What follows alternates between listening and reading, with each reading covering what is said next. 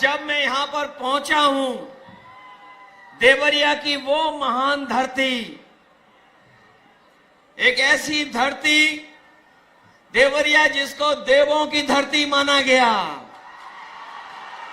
जहां पर बाबा दुग्धेश्वर नाथ से लेकर के बाबा महेंद्रनाथ और ये पावन धरती देवरा बाबा की भी है, बाबा राघव दास की भी है। इसलिए मैं आप सबका उस धरती पर धन्यवाद भी देता हूं। और जहां आखिरी चरण में चुनाव पहुंचा है, हमें पूरा भरोसा है कि इस बार यहां से देवरिया, बांसगांव, गोरखपुर आसपास जितनी लोकसभाएं हैं, इंडिया गठबंधन भारी बहुमत से जीत करके जा रहा है। मैं अभी आपके प्रत्याशी सरल प्रसाद जी का भाषण सुन रहा था। उन्होंने कहा कि वो चौथी बार आपके बीच में लड़ने आए हैं और अभी उनका भाग्य नहीं खुला है, लेकिन जो अंक गणित समझते होंगे वो जानते होंगे कि इस बार परिणाम 4 तारीख को आने जा रहा है।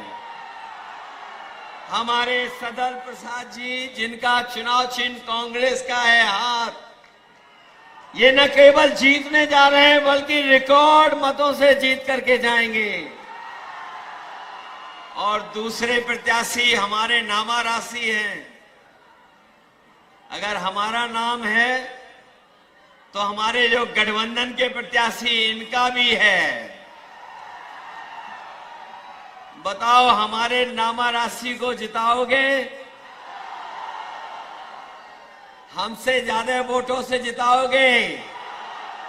इस बार तो 2-2 अखिलेश जी लड़ रहे हैं चुनाव, बहुत दोनों को भेजोगे लोकसभा? ये 7वें चरण का चुनाव है और मैं देख रहा हूं जनता का गुस्सा भी 7वें आसमान पर पहुंच गया है। जिन लोगों ने झूठी बातें, झूठे वादे किए, आज वो जनता में अपनी बातों को कहते लड़खड़ा रहे हैं। न केवल खुद डगमगा रहे हैं बल्कि उनकी भाषा भी डगमगा गई है। और समाजवादी पार्टी, कांग्रेस पार्टी, हम एक और एक जुड़ गए हैं। हम एक और एक जुड़ गए हैं तो 11 हो गए। और वो लोग एक और एक लड़ गए तो बताओ 0 हो गए कि नहीं हो गए? जो कहते थे डबल इंजन की सरकार है, जो कहते थे डबल इंजन की सरकार है, लेकिन पता नहीं इनके डबल इंजन देवरिया आते आते इनका धुआं क्यों निकल जाता है। हमारे देवरिया और आसपास के लोग जानते होंगे, इन्होंने धोखा दिया, विकास को रोक दिया। वो जो सपने दिखाए थे कि किसानों की आय दोगुनी हो जाएगी, न आय दोगुनी हुई। और जिन साथियों ने आंकड़े पढ़े होंगे वो जानते होंगे कि जब से बीजेपी की सरकार दिल्ली में आई है, 1 लाख किसान ने आत्महत्या की है। न केवल किसानों ने आत्महत्या की बल्कि किसानों के खिलाफ भी लोग काले कानून भी लेकर के आए थे। मैं अपने किसानों को बधाई देना चाहता हूं कि यहाँ का किसान और पूरे देश का किसान एक हो गया और उसने काले कानून को लागू नहीं होने दिया। तभी पीछे हटा जब सरकार को पीछे हटना पड़ा।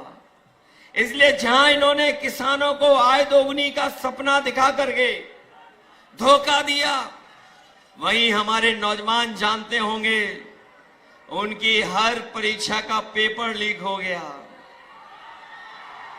एक के बाद एक पेपर लीक हुए, 10 से ज्यादा पेपर लीक हो गए। न नौकरी मिली, न रोजगार मिला। जो लोग कहते थे निवेश लाएंगे, लेकिन निवेश न गोरखपुर पहुंचा, न देवरिया पहुंचा। निवेश के नाम पर हमें और आपको सपने दिखाए, नौकरियां छिन गईं, आरक्षण छिन गया। और जो संस्थाएं नौकरी दे भी सकती थी, आरक्षण दे भी सकती थी, उन संस्थाओं को भी इन्होंने बेच दिया। लाखों लाख नौजवान पेपर लीक की वजह से रह गया। जो मेहनत कर करके फौज में भर्ती होता था, जिस नौजवान का सपना होता था कि वर्दी पहनेंगे पक्की नौकरी मिलेगी, लेकिन वो नौकरी भी इन्होंने छीन ली। इंडिया गठबंधन ने तय किया है कि न केवल सरकारी नौकरियां दी जाएंगी, आरक्षण के तहत आपको हक और सम्मान मिलेगा और अग्निवीर व्यवस्था हमेशा हमेशा के लिए खत्म हो जाएगी। महंगाई बढ़ा दी। बताओ महंगाई कहां पहुंचा दी? जो चीजें महंगी हुई वो हम और आप जानते हैं। चाहे जो भी जरूरत की चीज हो सब महंगी हो गई। डीजल, पेट्रोल, खाद, डीएपी सब महंगा हो गया।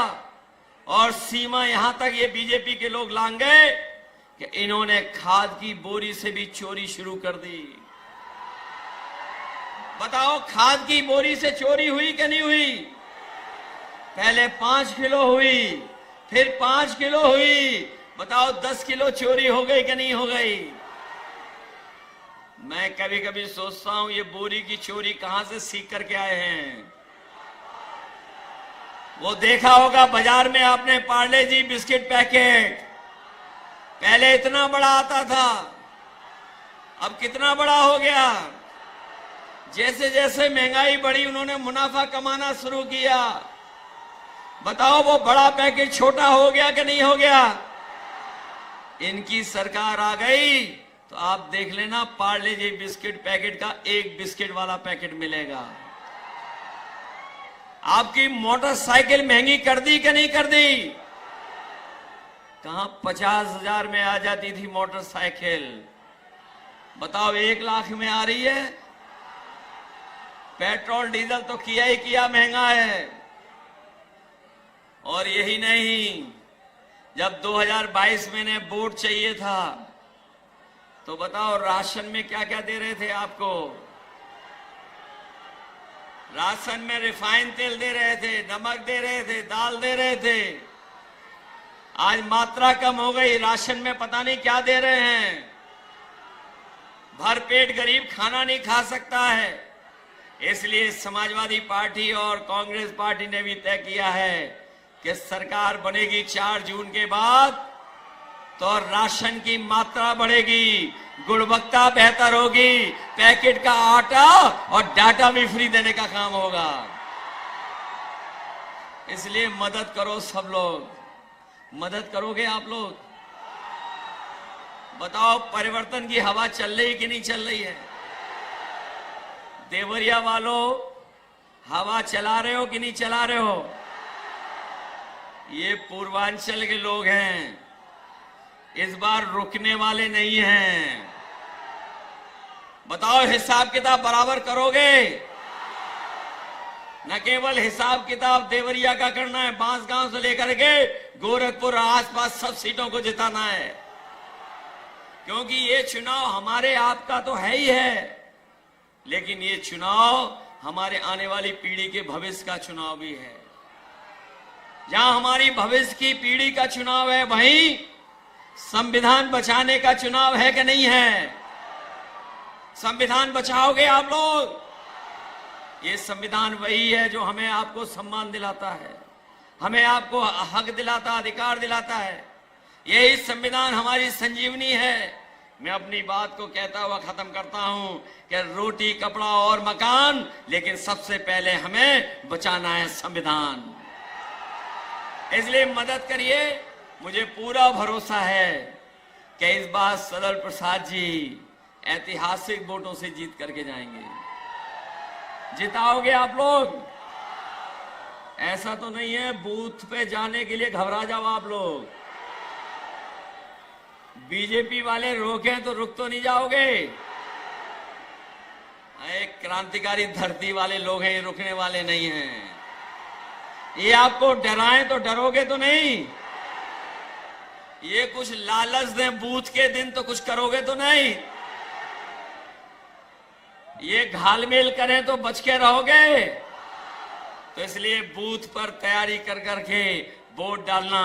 4 तारीख, ये बीजेपी वाले अच्छे दिन तो लाए नहीं, लेकिन 4 तारीख को खुशियों के दिन आएंगे, और खुशियों के दिन हमारे आपके तो आएंगे ही आएंगे।